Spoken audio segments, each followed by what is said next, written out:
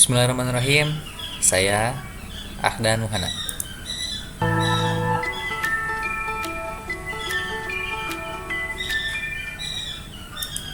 Oke, kesempatan kali ini untuk melengkapi tugas dari Pak Agun, tugas evaluasi akhir semester, yaitu menjelaskan salah satu program C++ yang ada yang sudah ditentukan. Oke, kita mulai. Pertama, sini ada include IOStream. Include IOStream ini merupakan library untuk fungsi-fungsi yang ada di bawahnya. Contohnya fungsi dari IOStream ada cin, cout, dan yang lainnya. Yang kedua ada include conio.h. Fungsi dari ini sama seperti IOStream, akan tetapi perbedaannya adalah fungsi yang dibawa dari conio ini. Saya menggunakan fungsi ini untuk getch. Fungsinya untuk menampilkan saat kita eksekusi nanti. Kalau kita tidak menggunakan ini, saat eksekusi memang bisa muncul, cuman hasil akhirnya itu tidak akan muncul alias langsung terclose. Lalu di sini ada using namespace std. Ini fungsinya karena saya menggunakan Visual Studio Code, jadi saya tidak perlu menggunakan lagi seperti contohnya yang std.2 kayak gitu, karena itu terlalu makan tempat. Jadi saya menggunakan using namespace std. Jadi setiap perintah cout cin itu sudah include std nya itu. Begitu. Integer main ini merupakan diawali oleh perawa ya. Jadi program utama yang kita buat dalam satu file. Ini satu file ya, disebutnya satu file pengkodingan. Lalu cout ini menampilkan program menghitung gaji karyawan.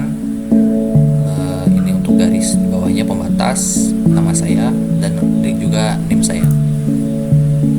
Lalu ke bawahnya string nama. Kenapa menggunakan string? Karena nama itu kan huruf semua, tidak ada angka. Jadi variabelnya itu untuk menampilkan nama, untuk input nama juga. Lalu di sini ada char golongan menggunakan karakter karena dia terbatas ya, golongan berapa seperti itu. Lalu integer untuk variabel datanya, ada jam kerja, upah per jam, total rupiah, ada 3. Lanjut ke proses input, kita tampilkan dulu nama karyawannya di hasil pengkodingannya. Maaf, kenapa ini getLine lalu cin lalu nama? Karena saya menggunakan getLine agar tidak error ketika menginput nama karyawan yang menggunakan spasi. Contohnya nama saya Ahdan spasi Muhana, otomatis kan jadi terinput gitu spasinya juga. Seperti itu. Kalau misalkan tidak menggunakan ini, langsung cin nama, itu dijamin langsung error. Lalu ke bawahnya kita outputkan minta golongan berapa, golongan A, B, atau C, atau D. Lalu kita cin golongan. Ke bawahnya kita masukkan untuk tampilkan untuk menginput jumlah jam kerja. Bawahnya cin jam kerja.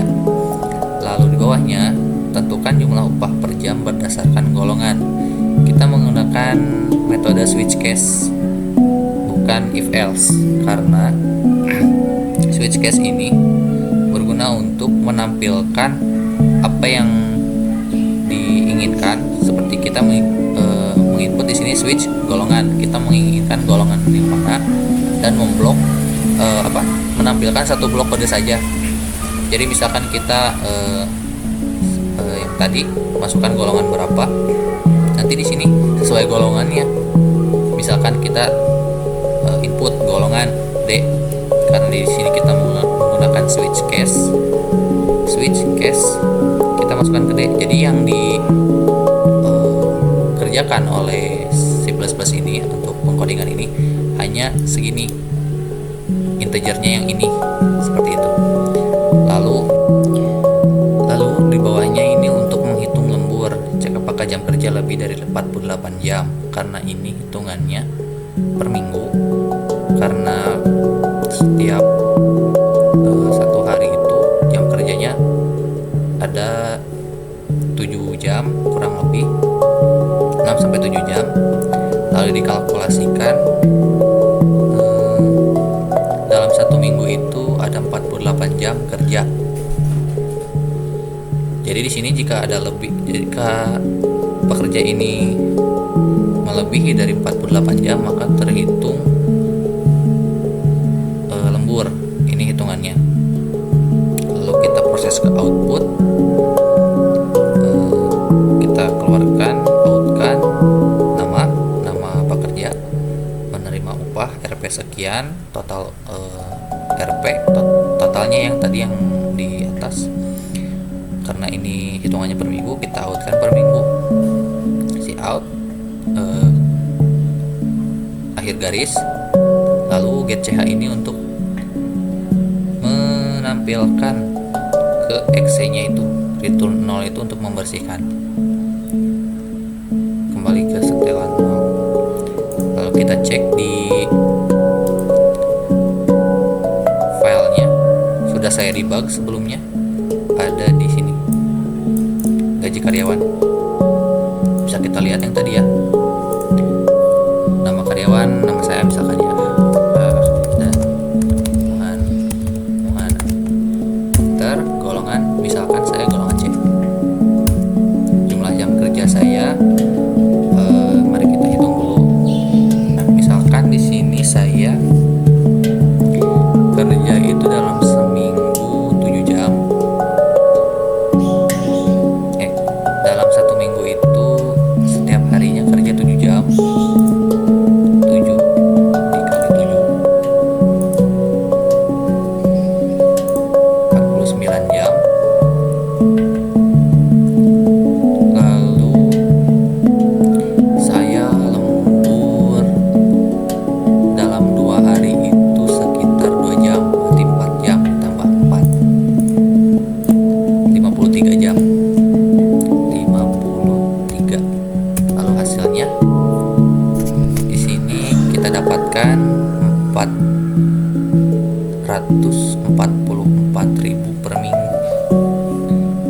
Kita hitung 444.000 dikali 4. Dalam satu bulan saya mendapatkan gaji 1.776.000 rupiah. Berikut video tugas dari saya. Mohon maaf jika banyak kesalahannya karena saya masih belajar. Assalamualaikum warahmatullahi wabarakatuh.